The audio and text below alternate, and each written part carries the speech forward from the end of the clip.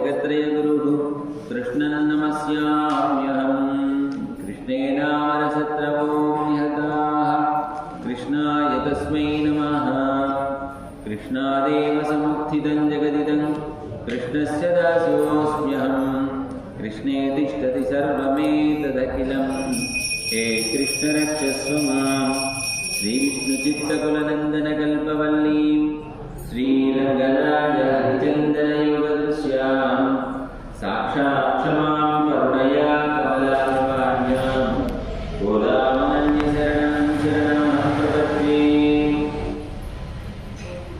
दिशन्तु मे देव सदा त्वदीयाः दयान्तरङ्गान्तराः कटाक्षाः। श्रोत्रे पुंसां मुखं चरन्तीं सरस्वतीं संस्कृतकामधेनुम्।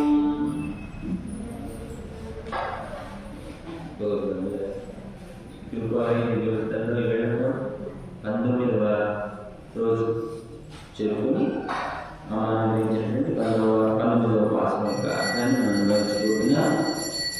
18వ ఆసనంలో అమ్మ యొక్క పురుషకారంతో అమ్మని నీళ్ళమని మేలుకొల్పేటువంటి ప్రయత్నం చేశాను నిన్నటి ఆసనంలో.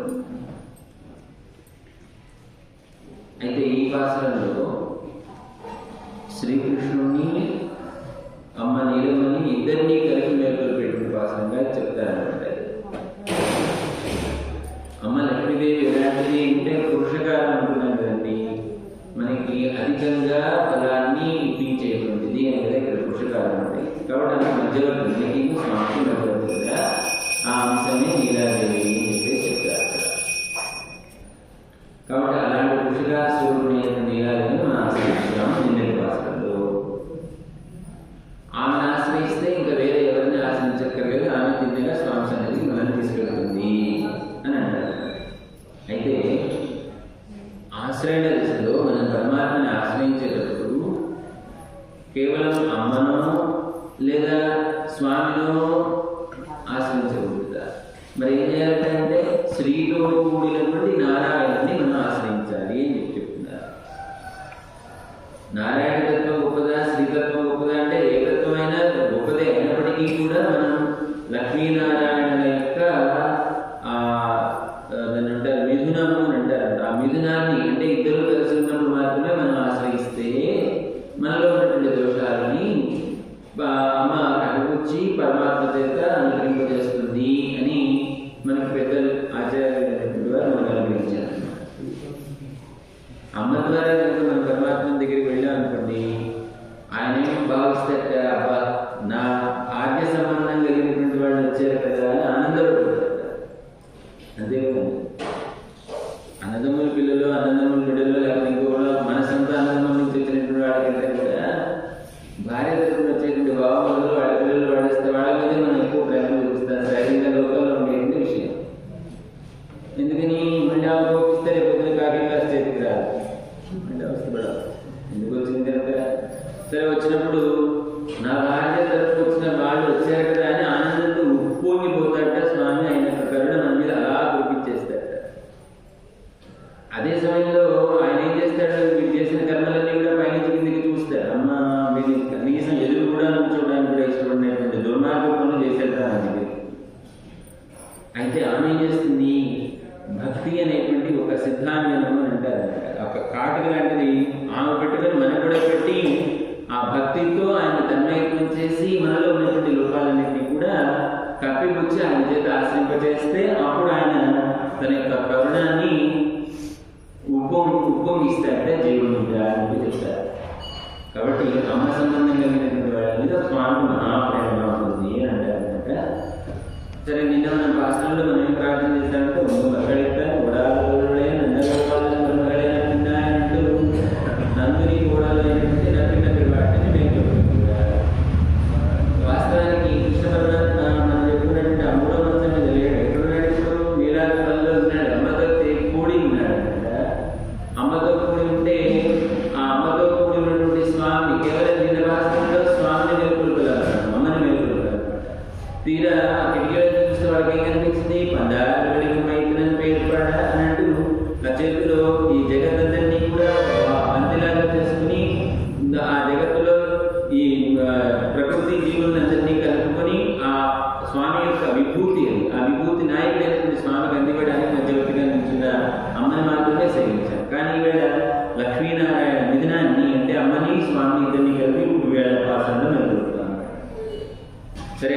అడిగాను కదండి, లేవమ్మా నేను చూసి తలుపు తీయి, నీ యొక్క కరస్పర్శ ఆ తలుపు తగిలి మేము ఆ తలుపున అనుకున్నటువంటి మా అందరి యొక్క త్వక్కులు అంటే మా శరీరాలన్నీ కూడా ఉపవాసం తీరేటట్టుగా నువ్వు వచ్చి నీ యొక్క స్పర్శ చేయి మమ్మల్ని అందరినీ కూడా పరిశీలించవమ్మా అని చెప్పేసి నేను ప్రార్థన చేస్తే లేద్దామని ప్రయత్నం చేసింది పాపం మా అమ్మ.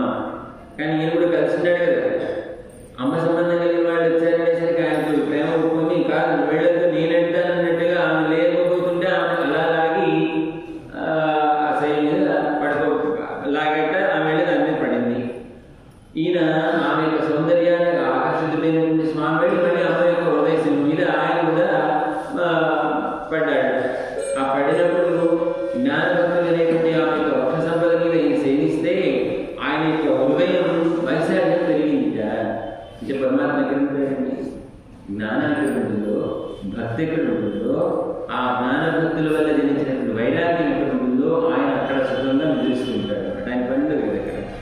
కనుక అమ్మ యొక్క వక్షస్థలం మీద విహరిస్తున్నాడు ఆయన. తద్వారా ఏమైంది, ఆయన యొక్క వక్షస్థలం విశాలమైంది. అంటే తద్వారా ఏమవుతున్నటువంటి ఆయన యొక్క కరుణ తనను ఆశ్రయించినటువంటి తన భార్య సంబంధం కలిగినటువంటి వారందరినీ కూడా వర్తింపజేస్తారు అని చెప్పేసి చెప్తున్నారు.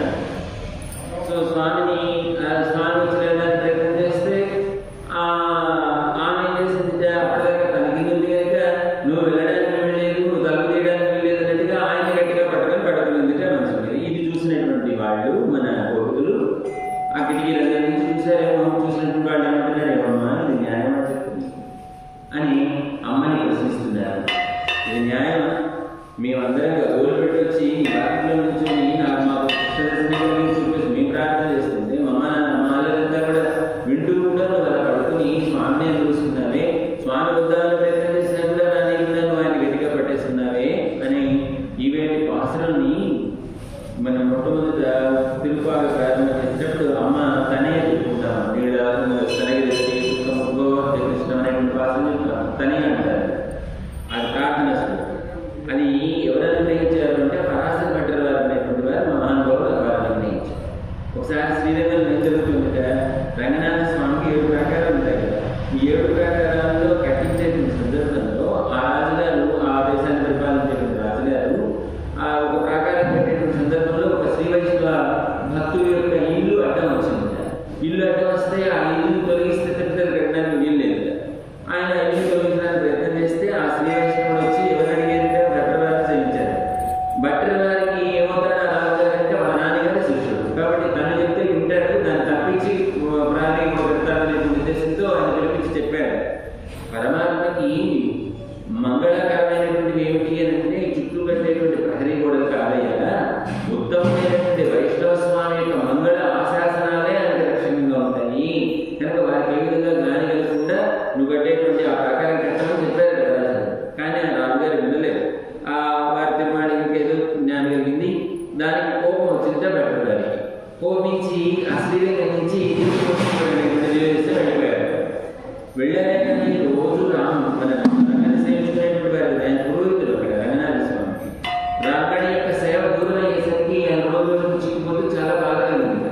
ఆయన ఆ బాధ నుంచి బయటకు తీసుకురావడం కోసం ఆయన శిష్యుల్లో ఒకరు అడిగారు, మీరు అమ్మ దయార్ద్ర హృదయ స్వరూపిణి అనేటువంటి అమ్మ గోధుమ గురించి ఒక శ్లోకం చెప్పకూడదా అంటే అప్పుడు ఈ మొదటి ఇప్పుడు చెప్పుకునేటువంటి 19వ పాసనాన్ని దృష్టిలో పెట్టుకుని అప్పుడు ఇది అనుగ్రహించారంటే నీలాత్మ స్థనగిరి. దీనికి పూర్వం ఏం చేశారంటే చివరిలో మనం గోష్ఠంతా అయిపోయేటప్పుడు సప్త ప్రాకారం అంటే సహజంలో భాసమాని అనేది కదా, ఇది రంగనాథ స్థుతి అనమాట.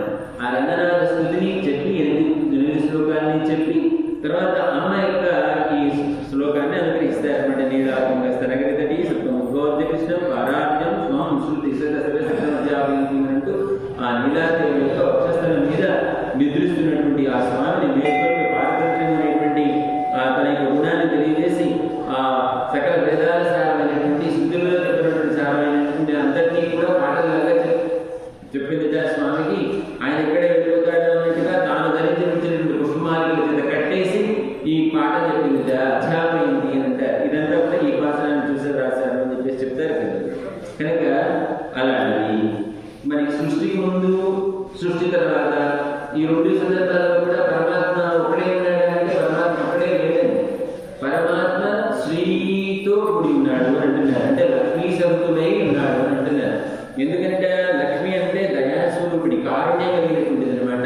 తనని ఆశ్రయించినటువంటి వాడిని రక్షించేటువంటి స్వభావం కలిగినటువంటిది కనుక ఆ అమ్మ లేకుండా స్వామి లేడు. ఒకవేళ అమ్మ లేకుండా స్వామి ఉన్నాడు అంటే అక్కడేమవుతుంది, భగ్గు అని మంటలు వస్తాయి. ఎందుకంటే ఆయన ఇచ్చినటువంటి ధర్మాన్ని పాటించాల్సినటువంటి మనమందరం కూడా అవన్నీ వదిలేసి మనిషి నుంచి నీకు ఇచ్చినటువంటి దేహాన్ని అన్నిగా వాడుతూ ఆ ఫలాన్ని అనుభవిస్తే అదే శాస్త్రమైనటువంటి నీళ్ళు చూసి ఆయన దగ్గరకు రాణిస్తాడు కనుక. కాబట్టి అమ్మ యొక్క దయ ఎక్కడ చేరుతుందిట, అమ్మ సాక్షాత్ హృదయంలో స్వామి హృదయంలో చేరుతుందిట. అమ్మ యొక్క పాద బుద్ధులు ఇక్కడ ఉంటాయి హృదయంలో, ఆ గుర్తు చేస్తుంటాయి అనమాట. ఆగు, వాడు వచ్చిన వాడు ఎవడనుకుంటున్నావు, మన పెట్టే కదా, నువ్వేం చెప్పావు, ప్రతి మానవ సమాజానికి ఏమి చెప్పావు కదా భగవద్గీతలు. మరి నువ్వు చెప్పినటువంటి మాటల్లో కూడా అర్థం చేస్తావా, వాడి మీద దయ చూపని చెప్పేసి దయ చూపించే విధంగా చేస్తుంది అమ్మ. కాబట్టి ఈ ఇక్కడ కనుక లేకుండా ఉంటే మనందరం కూడా ఏమైపోతుంది కదా అని అంటారు అనమాట. అందుకని మనం ఏం చేసేటప్పుడైనా సరే, మనం లేదా ఒక భజన చేసినా స్వామిని సేవించేటప్పుడు కూడా మన స్వామిని అన్ని విడిగా చేయరాదు, కలిపే చేయాలి అని అంటారు. అందుకే లక్ష్మణస్వామి కూడా ఆయన సేవ చేయడం కోసం వనవాసం వెళ్ళినప్పుడు ఆ పర్వత స్థానులు గిరులలో ఉన్నటువంటి పర్వత స్థానుల మీద ఆ రామచంద్రుడు సీతమ్మ విహరిస్తూ ఉంటే వారికి సేవలు చేస్తూ ఆనందిస్తున్నట్ట ఎవరు అంటే లక్ష్మణస్వామి. అలాగే నువ్వు స్వామి ఇద్దరు కలిసినప్పుడు మేము వచ్చి నీకు సేవలు చేయాలనుకున్నా, అలాంటి మమ్మల్ని వదలకుండా మమ్మల్ని రానివ్వకుండా నువ్వు కేవలం పరమాత్మను పొందుతున్నావే, నీ స్వరూపానికి అవుతుందా ఇక్కడ ఈ పాత్రలో ప్రశ్నిస్తారనమాట. కాబట్టి మనం స్వామి అమ్మ జంటని మనం తప్పకుండా సేవించాలి. సేవించకపోతే ఏమవుతుంది, ఒక అన్న ఒక చెల్లెలు ఏమైపోయారో మనకు తెలుసు. ఏమయ్యారంటే ఒక అన్న చెల్లెలు అన్నయ్య రావణాసుడు. రావణాసుడు ఏం చేశాడు, రావణాసుడు ఏమనుకున్నట్టు అంటే సాక్షాత్తు సీతమ్మ అంటే ఎవరు అంటే లక్ష్మీ స్వరూపం. ఆ లక్ష్మీదేవి ఈ సీతమ్మగా వచ్చింది కాబట్టి ఈ సీతమ్మని తీసుకెళ్ళి నా లంకలో పడేస్తున్నాను అనుకో, నాకు లక్ష్మికి కొదవ ఉండదు అని అనుకున్నాడు పిచ్చుడు.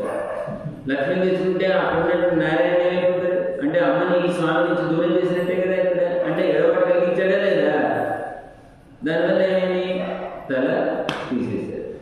మరి అమ్మ ఇంకొక చెల్లెలు ఉంది కదండి, ఈ చెల్లెలు ఎవరమ్మా, శూర్ణకి ఉంది కదా, ఆమె ఏం చేసింది, అద్భుతమైనటువంటి అందం కలిగినటువంటి శ్రీరామచంద్రుడిని మోహించి శ్రీరామచంద్రుడిని పెళ్లి చేసుకోవాలని ప్రయత్నం చేస్తే అడ్డంగా ఉన్నటువంటి సీతమ్మని దూరం చేసి సీతమ్మని మింగేయడానికి ప్రయత్నం చేసింది. అంటే స్వామి నుంచి సీతమ్మని దూరం చేయడానికి ప్రయత్నం చేసింది ఇక్కడ. తనే కోల్పోయింది, ముక్కు చెవులు కోల్పోయింది కదా అని అంటున్నారు. కాబట్టి మేము అలాంటి అన్నాజల్లుల సంబంధం కలిగినటువంటి వాళ్ళకి కాదు స్వామి. మరి ఎలాంటి సంబంధం కలిగిన వాడు అంటే మళ్ళీ అదే అన్నగారి యొక్క తమ్ముడు ఒక ఆయన ఉన్నాడు విభీషణుడు. ఆ విభీషణుడు సంబంధం కలిగినటువంటి వాడు అని చెప్తున్నారు. విభీషణుడు ఎంతటి మహాత్ముడండి, ఎంతటి మహాత్ముడు అంటే తన భార్య అయినటువంటి సరమ అనేటువంటి తన కుమార్తె అయినటువంటి అనల అనేటువంటి వీళ్ళిద్దరిని కూడా శిశుభా వృక్షం కింద అశోక వనంలో సీతమ్మ సేవకు నియమించాడు. మిగతా రాక్షసులు ఆమె పీకి తింటాను, కొట్టేస్తాను, నరికేస్తాను, అదేదో నంచుకు తినేస్తాను, ముక్కలు ముక్కలు చేస్తాను చదివిస్తున్నారు. సీతమ్మ కనుక రావణాసుడు మాట నరకపోతే, కానీ వీళ్ళు అలా చేయలే. ఆ సీతమ్మ దగ్గరే ఉండి సీతమ్మకి ధైర్యం చెప్తూ సార్ రమతో కూడినటువంటిది అన్న అంటారు. రమ అంటే లక్ష్మీ స్వరూపమైనటువంటి సీతమ్మతో కలిసి ఉన్నది సరమ. ఎవరు, విభీషణుడు యొక్క భార్య. అంటే విభీషణుడు యొక్క భార్య చేత అమ్మకి అక్కడ సేవ చేయించాడు, తన కూతురైనటువంటి అనల చేత అక్కడ సేవ చేయించాడు విభీషణుడు. తత్పరంగా ఏం కలిగి రామచంద్రమూర్తి యొక్క పురుషకారం కలిగి రామచంద్రమూర్తి యొక్క సన్నాటం పొందాడు కదా అని అంటున్నారు. కాబట్టి మేము అలాంటి అన్నా చెల్లెలు అనడం కాదు, వాళ్ళని కాదు స్వామి, నేను మిమ్మల్ని చేరి మీకు అనేక కైంకర్యాలు చేయడం కోసం వచ్చినటువంటి వాళ్ళు కదా అని చెప్పేసి ప్రార్థన చేస్తారు. ఈ పాత్రలో ఒకసారి పాత్రాన్ని మనం పాటించుకొని దానిలో అర్థం తెలుసుకునే ప్రయత్నం చేద్దాం. అండాడి తిరుపడిகளே శరణం. குத்துவிளக்கரிய போற்றுக்கால் கட்டில் மேல் மெத்தந்த பஞ்ச சைனத்தின் மேலேறி கொத்தலர் பூங்கடல் பின்னை முகை மேல் வைத்து கிடந்து மலர்மார்காய் திரவாய் மைத்தடம் கட்டினாய் நீ உண்மநாடனை எத்தனை போதும் துயரவட்டாய் கான் எத்தனை ஏதும் பிறவா தகல்லாயால் தத்தவமன்று தகவே நுருவாய் ஆண்டாடி திருவிழே శరణం. ఈ పాసనలో ఎలా ఉంది అంటే అక్కడ నీలమ సన్నిధికి వెళ్ళారు. నీలమ యొక్క సన్నిధి లోపల కనిపిస్తుంది. వీళ్ళకి ఎలా భావన చేస్తున్నారు, నామానందమానం చేసి భావన చేస్తున్నారు. ఎలా ఉంది అంటే గుర్తు విడక్రియ చుట్టాలు కట్టినమే నిజంగా మంచి సైనిధ్యమేలేని అని అంటున్నారు. అంటే గుర్తు దీపాలు, గుర్తుగా ఉండేటువంటి దీపాలు ఆ చుట్టూ కూడా వెలుగుతున్నాయట. ఆ గుర్తు దీపాల వెలుగులో ఏనుగు దంతాలతో తయారు చేయబడినటువంటి ఒక పెద్ద ఎత్తైనటువంటి ప్రక్క, ఆ ప్రక్క మీద మెత్తనైనటువంటి ఒక పరుపులు అంటే ఒక సేయించడానికి వీలైనటువంటి ఒక వస్తువు, దాని మీద అమ్మ పడుతుంది. అది కూడా ఎలాంటిది అంటే ఎత్తుగా ఉంటుందా, వెడల్పుగా ఉంటుందా, పరిమళాన్ని వెదజల్లుతుందా, చలికాలంలో వెచ్చగా ఉంటుందా, వేసవికాలంలో చల్లగా ఉంటుందా, అలాంటి పక్క మీద సేవించిందంటే అమ్మ. ఎలా సేవించింది అంటే కొత్తగా పువ్వులు తప్పినాయి, కొంగమే అంటున్నారు. బాగా వికసించినటువంటి పువ్వులను గుర్తులను తన యొక్క శిరస్సును దాల్చి ఆ శని మీద పడుతుందిగా అమ్మ. అలాంటి ఇలాంటి యొక్క వక్షస్థలం మీద పడుతున్నటువంటి స్వామి వాళ్ళు గమనించారు. వక్షస్థలం మీద పడుతున్నటువంటి స్వామి యొక్క శరీరం ఆమె వక్షస్థలాన్ని ఆనగానే ఆ సౌందర్యానికి స్వామి ప్రదర్శించి తన యొక్క వక్షస్థలాన్ని విశాలం చేస్తున్నాడట. అలాంటి కృష్ణుడిని చూసి వీళ్ళు ప్రార్థన చేస్తున్నారు, ఏమయ్యా కృష్ణ మీరిద్దరూ అలా చేరున్నారే, అమ్మని చేరున్నా నిన్న అమ్మ చేరిందే, అలాంటి మీ గంటని వేరేయడానికి మేమేమన్నా రావణాసుడుగా లేకపోతే సూపరాగమా కాదు కదా, మిమ్మల్ని వచ్చి తలుపు చేయమని మేము ప్రార్థన చేయలేమయ్యా. కానీ నేను ఒక్క మాట మా కోసం ఒక్క మాట మాట్లాడితే లోపల నుంచి నువ్వు మాట్లాడితే మాకు వినిపించదా, నువ్వు ఊరనే తెచ్చి మాట్లాడవయ్యా, నువ్వు రాకపోతే రాకపోయావు, మీరు తలుపు తీయకపోతే తీయకపోయారు అని అంటున్నాను. అని అమ్మ గమనిస్తుంది, సమయం కోసం చూస్తుంది కదండి. ఎప్పుడు పడితే అప్పుడు చెప్పేస్తే ఆయన ఏదో వెళ్ళిపోతాడేమో అన్నట్టుగా సమయం కోసం చూస్తుంది. ఎలాంటిది అమ్మ అంటే మా ఇంటడానికి కన్నా కాటుగా పెట్టుకున్నటువంటి కళ్ళు కలిగినటువంటిదిగా. అలాంటి అసలే కళ్ళు చాలా అద్భుతంగా ఉంటాయి, నల్లని కళ్ళే కళ్ళు కదండి. అమ్మి నల్లటి కలవకూలు ఉంటే కళ్ళు కలిగిన హస్తేక్షణ అంటారు సిద్ధమని. అలాంటి అద్భుతమైనటువంటి ఎదు సౌందర్యం కలిగిన మళ్ళీ ఇంకా ఏం సిద్ధదానికి కాటుక పూసుకుంది. ఏమిటా కాటుక అంటే ఇంకా మన కన్నుని విపాదింపజేస్తుంది. అంటే కాటుక కన్ను అంటే జ్ఞానం, జ్ఞానం ద్వారా భక్తి వస్తుంది. ఆ భక్తిని ఇంకా వినిపింపజేసే విధంగా కాటుక అంటే అది సిద్ధాంతం అంటారు. అలాంటి భక్తి కలిగినటువంటి అమ్మ కోనిలాదేవి, ఎంతసేపు నువ్వు అలా స్వామి పెట్టుకుంటావు, నీ స్వామిని ఎంతసేపు లేవలేకపోతున్నాను. కొంచెం కాస్త దాన్ని ఏమంటారు ఈర్ష్యగా మాట్లాడుతున్నారు అనమాట. కొంచెం ఆమెని మనసు నచ్చుకునే విధంగా మాట్లాడకపోవాలి. గౌరవమైన నేను కూడా కృష్ణుని చూడాలి, కృష్ణుని సేవించుకోవాలి, ఆయన కూడా మీ సేవ చేయాలి అనేది. కానీ ఆమె ఏం చేస్తుంది, సమయం కోసం చూస్తున్నాడు కదా. ఎంతసేపు ఉన్నా నువ్వు ఆయన లేవనీయవు, ఇంత మాత్రం కూడా ఏర్పాటు చేసుకోలేదు. ఆ రోజున ఎక్కడ పెట్టారు, ఆ రావణాసుడు చెరలో పడి 1 సంవత్సరం కాలం స్నానం విడిచున్నారే, మా కోసం ఒక 2 క్షణాలు కూడా నువ్వు స్వామిని ఎడబాటు ఓర్చుకోలేదా, అందుకని స్వామిని మా దగ్గరికి రానివ్వడమా నువ్వు అన్నట్టు అధిక్షేపిస్తున్నారు. ఇక్కడ నీ స్వరూపానికి నీ స్వభావానికి తగ్గుతుందా నువ్వు అని అంటూ శరణ్య శరణ్య అనన్య శరణ శరణమహం ప్రపద్యే అని భగవద్రామానందులు వారి శ్రీభాష్యాన్ని రాసేటప్పుడు శ్రీభాష్యానికి మొట్టమొదటిగా ప్రార్థనా శ్లోకంగా అమ్మ యొక్క పురస్కారాన్ని అందుతూ ఓం భగవన్నారాయణాభిమతానురూప స్వరూప రూపగుణ విభవైశ్వర్యశీలాది అవధిగాతిశయ అసంఖ్యేయ కళ్యాణ గణాం పద్మనాలయాం భగవతీం శ్రియం దేవీం నిత్యానవాయిని నిర్వజ్ఞాం దేవదేవ దివ్యమహిషీం అఖిల జన్మాంతరం కణించ అఖిల జన్మాంతరం అస్మన్మాతరం శరణ్య శరణ్యాం అనన్య శరణ శరణమహం ప్రపద్యే అని అంటారు. గతి లేనటువంటి వాడికి కూడా అమ్మలాంటి వాడివి, అమ్మలాంటి అమ్మలే కదా నువ్వు, మరి మేము వచ్చాము నీ యొక్క ముంగిటి చేరే కదా తల్లి అని అంటున్నారు అనమాట. కాబట్టి నువ్వు లేచి వచ్చి తలుపు తీయమ్మా అని చెప్పేసి ప్రార్థన చేస్తున్నారు. ఈ భాషలో చేస్తూ కొంచెం 2 నిమిషాలు లోపల పెడితే మనం బాగుంటుంది. కుత్తు విడక్రియ పోహ చుక్క కట్టిల్మే గుర్తు దీపాలు వెలుగుతుంటే కదా, దంతపు కోళ్లతో తయారు చేయబడి ఏ దంతాలన్నీ ఏడుగు దంతాలతో తయారు చేయబడినటువంటి కోళ్లు కలిగినటువంటి మంచం, ఆ మంచం మీద శ్రీకృష్ణుడితో సేవించిందనమాట ఈమె నీలమ్మ గారు. ఆ సేవించినటువంటి సందర్భంలో అంటే పక్కకి పక్కనే ఒక దీపము స్తంభం, ఒక గుర్తు దీపం. గుర్తు దీపం అంటే ఏమిటి, మనం దీపరాత్రి చేసుకుంటాం కదా, ఇంట్లో ఉండేటువంటి దీపరాత్రికి ఎన్ని ముఖాలు ఉంటాయి, 5 ముఖాలు ఉంటాయి. సరే గమనించారా, ఏకముఖంలో ఉంటాయి, 2 ముఖాలు ఉంటాయి. మనం ఆర్తిగా తెచ్చుకుంటే 2 కనిపిస్తాయి. కానీ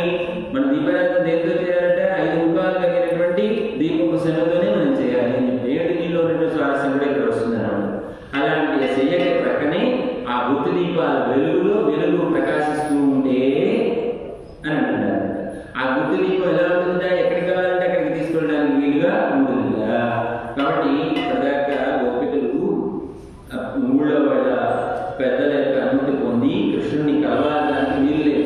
కొన్ని కృష్ణుని కలవడానికి వీల్లేని పరిస్థితులు ఇవాళ వ్రతం ప్రారంభించిన ముందు దాకా కూడా. కానీ అలాంటిది వాళ్ళ ఊళ్ళో వాళ్ళు ఒప్పుకొని అనుమతినిచ్చి తెల్లవారుతుందేమో అనేటువంటి భయం లేకుండా భయపడకుండా నువ్వు కృష్ణుని చేరి అనుభవిస్తున్నావు కదమ్మా నువ్వు, అది కూడా ఏంటి దీపం పెట్టుకుని ఆ కృష్ణుని యొక్క ముఖ కాంతి నువ్వు వాయిగా నిర్భయంగా కృష్ణార్పణం చేస్తున్నావు కదా తల్లి అని అంటున్నారు. అంటే గోపికలకి అటు వెన్నెల కానివ్వండి లేకపోతే దీపం, ఈ రెండు కూడా శత్రువులు గోపికలకి. ఎందుకు? వాళ్ళ వెన్నెలలోనూ దీపంలోనే కృష్ణుడు చూస్తే వెళ్ళుకోరు. ఈయన కూడా అర్థం కృష్ణుడు వాళ్ళ కలవడం కోసం. కానీ ఏమేం చేస్తుంది అన్నాడు, దీపం వెలుగులో పరమాత్మ అనుభవం చేస్తుంది ఇక్కడ అని అంటున్నారు.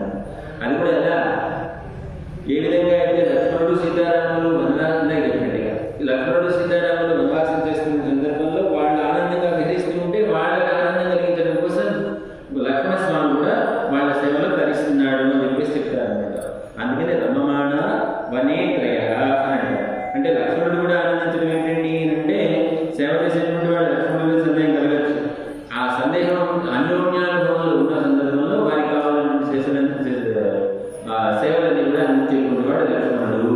అంటే లక్ష్మణుడు ఇలా జడ్డని సేవించి తరిస్తున్నాడు. ఇక్కడ లక్ష్మీనారాయణ విగ్రహాన్ని సేవించి తెలుస్తున్నాడు అని చెప్తున్నారు. ఇప్పుడు బుద్ధి దీపం అని చెప్పాను కదండి. దీపం ఏం చేస్తుంది? స్వయం ప్రకాశకమై పరప్రకాశం చేస్తుంది. తాను ప్రకాశిస్తూ తన చుట్టూ ఉన్నటువంటి పదార్థాలను కూడా ప్రకాశం చేస్తుంది కదా. కాబట్టి నువ్వు ప్రకాశిస్తూ కూడా నీ యొక్క ప్రకాశం మనందరి మీద చేయాల్సినటువంటి దాని కదా అని అంటున్నారు అన్నమాట. కాబట్టి ఇతర పదార్థాలను ప్రకాశింపజేసేటువంటి నీరు అంటే ఇది కాకుండా ఇంకొక వేరే దీపం ఏదైనా ఉండాలంటే అప్రకాశం, అంటే ప్రకాశించినటువంటి దీపము అన్యాధీన ప్రకాశం. ఇతరుల చేత వెలిగించబడేటువంటి దీపం ఏదైనా ఉందా అనేటువంటి భావన కలగచ్చు. ఇతరుల చేత వెలిగించబడేటువంటి దీపం ఏదైనా ఉందా అంటే అసలు పరమాత్మని ప్రకాశింపజేసేదే లక్ష్మీ తత్వము అని అంటారు. అందుకే ఉల్లాస పల్లవిత పాలిత సప్తలోకి నిర్వాహ పౌరకిత నియమ కటాక్షలీలా శ్రీరంగ హర్మిదల మంగళ దీపరేఖ శ్రీ రంగరాజ మహిషి శ్రీయమాశ్రయామహ అని అంటారు భట్టర్. ఏం చెప్తారంటే ఉల్లాస పల్లవిత పాలిత, ఈ లోకాలన్నిటికీ కూడా ఒక ఉన్నతమైనటువంటి స్థానం కలిగి క్షేత్రం ఏది అంటే శ్రీరంగ క్షేత్రం. ఆ శ్రీరంగ క్షేత్రాన్ని ప్రకాశింపజేస్తుంది ఎవరు?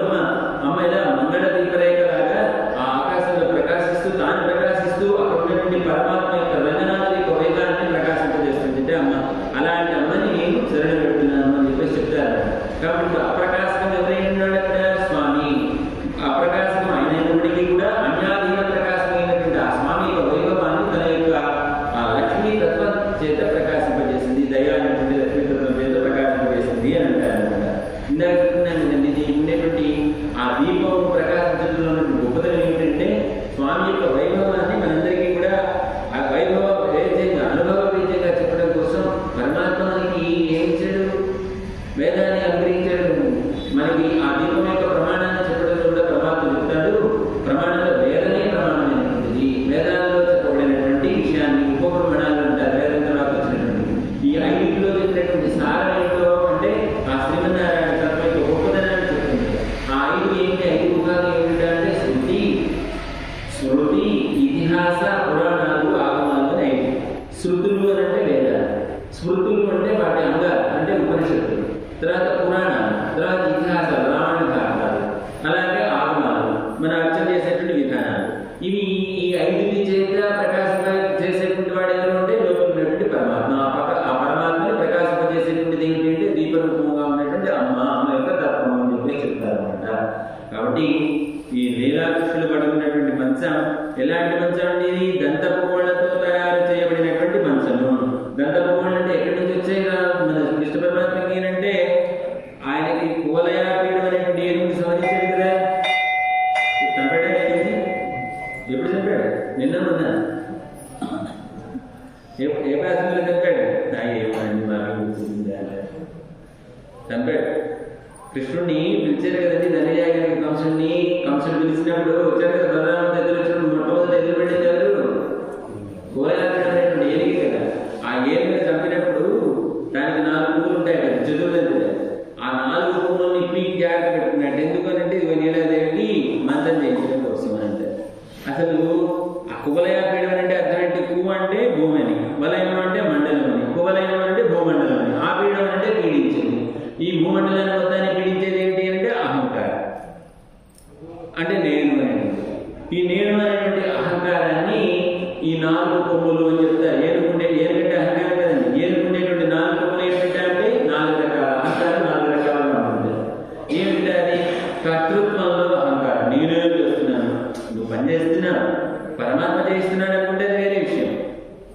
కర్తృత్వంలో అహంకారం అంటే నేనే చేస్తున్నాను, నేనే కైకర్యం చేస్తున్నాను అంటే నేను చేరింది అనుకోండి, ఎందుకు పనికిరాదు, విసుతుల్యం అవుతుంది అంటే అన్నమాట.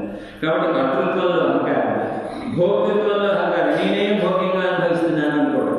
తర్వాత జ్ఞాతృత్వంలో అహంకారం, నేనే తెలుసుకుంటున్నాను. దీని ముందు ప్రతిదాని ముందు నేను నేను నేను తెచ్చారనుకోండి ఏమవుతుంది, ఆ పోలేపడానికి పట్టినటువంటి గతే మనకు. కాబట్టి ఆ అహంకారాన్ని మన పోగొట్టుకోలేమో, పరమాత్మ శ్రీకృష్ణుడే పోగొడతాడు అని చెప్తూ ఈ కర్తృత్వాభిమానం 4 రకాలుగా ఉంటుంది. శేషత్వం, కర్తృత్వం, భోక్తృత్వం, జ్ఞాతృత్వాలు అనేటువంటివి ఈ 4 కోళ్ళు చేసి నేనే తెలుసుకోగల వాడిని, నేనే అనుభవించేవాడిని, నేనే చేసేటువంటి వాడిని, నేనే ఆ బలాన్నంతా కూడా నాదే, నేనే అని ఇలా 4 రకాలైనటువంటి అహంకారాన్ని ఏం చేస్తాట అని ఆశ్రయిస్తే ఈ 4 కోళ్ళలాగా చేసుకుని ఏకదాన్ని కూర్చుంటాడు. అప్పుడేమవుతుంది, అహంకారాన్ని మళ్ళీ ఇంకా పైకి కాకుండా పరమాత్మ శక్తి అవుతుంది కనుక.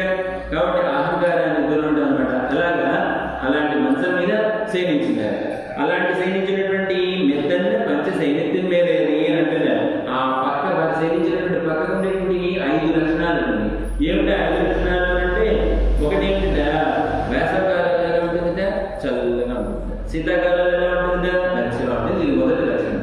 రెండోది పరిమళం వెదజల్లుతుంటుంది, ఎప్పుడు కూడా సువాసన వెదజల్లుతుంటుందా.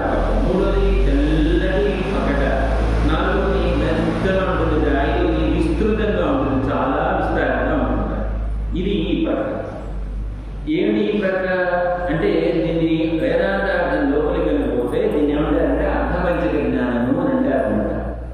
ఏమిటి అర్థపంచక జ్ఞానం అంటే, ప్రాప్యస్య బ్రహ్మణోపం ప్రాప్తుశ్చ ప్రత్యగాత్మన ప్రాప్త్యుపాయం ఫలం ప్రాప్తే తథా ప్రాప్తి విరోధిచ వదంతి సకల వేదాః సేతిహాస పురాణకాః మునయశ్చ మహాత్మనః వేద వేదాంతపారకాః. అన్ని సమస్త వేదాలు కానీ, ఇతిహాసాలు కానీ, పురాణాలు కానీ, ఇవన్నీ కూడా వేద వేదాంతాలు చేసినటువంటి ఋషులు వీళ్ళు చెప్పేటువంటి మాటలన్నీ కూడా ఏంటి అంటే ఈ 4 మాటలు, 5 మాటలు చెప్తారు అని అంటున్నారు. ఏమిటా మనం తెలుసుకోవాల్సినటువంటి 5 జ్ఞానాలు మనం కలిగి ఉండాలి. దీన్ని అర్థపంచక జ్ఞానము అని అంటారు.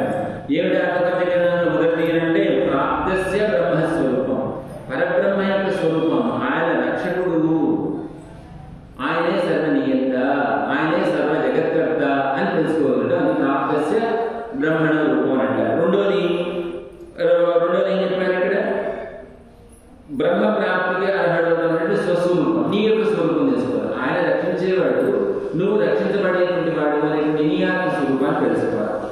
ఆ తర్వాత అలాంటి రక్షించేటువంటి వాడు ఉన్నప్పుడు, రక్షించబడేవాడు ఉన్నప్పుడు, ఆయన చేత రక్షించబడాలి అంటే ఆయన చేయడానికి నీకు ఒక ఉపాయం ఉండాలి కదా, దాన్ని ఉపాయ స్వరూపము అని అంటారు. ఆ తర్వాత ఆ ఉపాయ స్వరూపం అయిన తర్వాత నువ్వు పొందాల్సినటువంటి ఫలం ఏంటి అంటే స్వామి పరమాత్మ, అది ఉపేయ స్వరూపం అని అంటారు. అయితే ఇక్కడి నుంచి బయలుదేరి స్వామి చేయలేకపోతే మనకి చాలా కష్టాలు వస్తాయి, మనల్ని ఇబ్బంది పెట్టేటువంటి చాలా విషయాలు ఉంటాయి. వాటన్నిటినీ విరోధి స్వరూపం అంటారు. ఆ విరోధి స్వరూపాలన్నింటినీ తొక్కిబట్టి ప్రాప్తి స్వరూపమైనటువంటి పరమాత్మ చేరడానికి స్వామియే ఉపాయం అని తెలుసుకొని మనం స్వస్వరూప జ్ఞానం పొందినటువంటి వాళ్ళని పరమాత్మ చెందాలి. ఇలాంటి 5 లక్షణాలు కలిగినటువంటి అలాంటి ప్రక్క ఎవరు అంటే సాక్షాత్తు శ్రీమన్నారాయణుడే అని అంటున్నారు. ఆ శ్రీమన్నారాయణ యొక్క పరిశ్రమగాని మనం చేయాలి. ఈ దేహం వదిలిన తర్వాత మనల్ని ముక్త పురుషులు అంటారు. వీళ్ళు పోయేటువంటి మార్గాలు 4 రకాలు ఉన్నాయి. ఒకటి యామ్యం, 2 ధూమం, 3వది గర్భస్థం, 4వది వచ్చేసి మళ్ళీ అది అర్చిరాజ మార్గంలో వెళ్తా ఉంటారు. యామ్యం అంటే ఏంటి, చీకటి నరకానికి పోతారు. ధూమం అంటే ఏంటంటే స్వర్గానికి పోతారు. గర్భస్థం అంటే మళ్ళీ తిరిగి గర్భంలో వెళ్తారు. మళ్ళీ 4వది ఏంటి, అర్చిరాజ మార్గం. ఇది ఈ త్రోవలో వెళితే మళ్ళీ తిరిగి రావడం ఉండదు. ఎక్కడికి పోతారు, సరాసరి శ్రీమన్నారాయణ శ్రీచరణాలకు చెందుతారు. ఈ ముక్త పురుషుడు ఇక్కడి నుంచి వెళ్ళినటువంటి ముక్త పురుషుడు పరపదం చేరిన తర్వాత అక్కడ స్వామి కుమారి దివ్యలోకాన్ తదనుమణిమయ మండపం తథశేషం తస్మిన్ ధర్మాది పీఠం తదుపరిగమనం జామనంగాణీష్య అంటూ ఆ పరపదం కూర్చుంటాడు. ఒక పెద్ద సింహాసనం. ఆ సింహాసనం మీద ఒక కాలు కిందకి రాచి కూర్చుంటాడు, ఒక కాలు పైకి మర్చి కూర్చుంటాడు. ఈ చెయ్యి కొంచెం ఎడం చెయ్యి రాసయ్యి మీద ఇలా ఉంటుంటారు. ఆ తర్వాత ఈ చెయ్యి అభిప్రదానం చేస్తూ ఉంటారు. ఇలాంటి స్వామి యొక్క సన్నిధికి వెళ్ళిన తర్వాత ఈ ముక్త పురుషుడు ఆ రాచినటువంటి కాలు పట్టుకొని స్వామి యొక్క ఈ తొడ మీదకి రావడానికి ప్రయత్నం చేస్తాడు. ఈ తొడే ఇప్పుడు మనం చెప్తున్నటువంటి ప్రక్క. కాబట్టి మనం పొందాల్సింది ఏంటి అంటే స్వామి యొక్క దివ్యమైనటువంటి సన్నిధానానికి చేరడమే. అక్కడికి వచ్చిన తర్వాత అజీవుని చేతిలో పట్టుకొని తీసుకుని కూర్చోబెట్టుకుంటాడు. నాయన కూసి ఎవరు అని అంటాడు. నీ పరబ్రహ్మ కుమారుని అంటే వెళ్ళినటువంటి ముక్తుడు. మరి ఇన్నాళ్ళు ఏమయ్యావిడ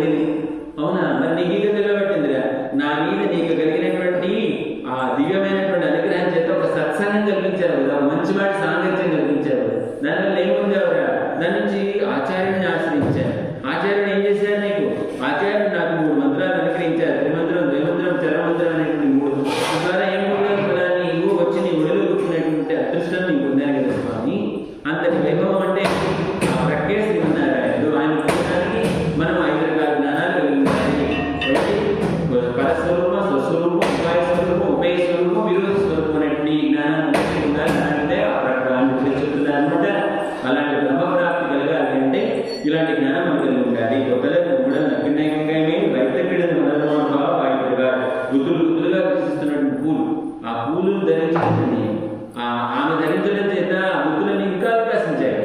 అంతేకాకుండా శ్రీకృష్ణుడి యొక్క స్పర్శ చేత ఇంకా బాగా వికసించాయి. ఏమిటి ఆ గుత్తులు? అపోలో గుత్తులు అంటే అపోలో గుత్తులంతా మనమే, మన జీవనం.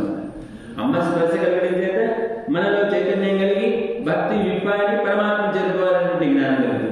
అలాంటి సందర్భంలో ఆ స్వామి కూడా చేరున్నాడు కనుక స్వామి యొక్క స్పర్శ కలగడం చేత ఆ పూలు ఇంకా బాగా వికసిస్తాయి.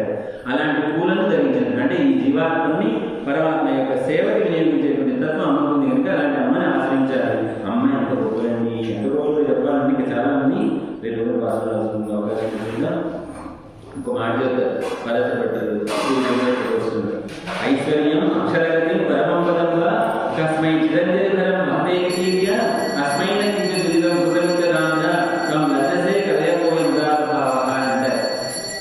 శ్రీరంగంలో మన రంగనాథ సన్నిధి దాటి అలా పెడుతూ ఉంటే ఉత్తర వైపు ద్వారంగా ఎడవైపున అమ్మవారి సన్నిధి ఉంది.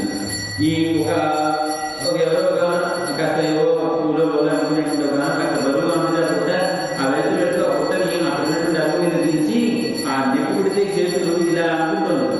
అలా అనుకునేటువంటి సమయంలో అమ్మ శ్రీరంగనాథాచార్య దృష్టి ఈమె యొక్క నమస్కారం పెట్టిందమ్మా, నన్ను చూసి నాకు నమస్కారం పెడుతున్నావే ఆనందపడిపోతుంది అమ్మ. పడిపోయి ఏం చేస్తుంది? ఈ లోకంలో ఉన్నంత వరకు అవసరమైనటువంటి సంబంధాన్ని కూడా ఇస్తుంది. ఆ తర్వాత ఈ జన్మ వదిలిన తర్వాత వైకుంఠాన్ని చేసినప్పుడు మనకు కావాల్సినటువంటి ఐశ్వర్యాన్ని ప్రసాదిస్తుంది, పరమాత్మాన్ని ఇస్తుంది. కేవలం నమస్కరించినంత మాత్రం చేస్తే మనకు వేసేటువంటిది అమ్మ అని చెప్పేసి చెప్తారనమాట. అంతా ఇచ్చి అయ్యో నేనేమిగా ఇవ్వలేకపోయాను అని చెప్పేసి సిగ్గుపడుతుంది. అలాంటి అమ్మని ఆశ్రయిస్తున్నారు ఈ రెండు భాషల్లో.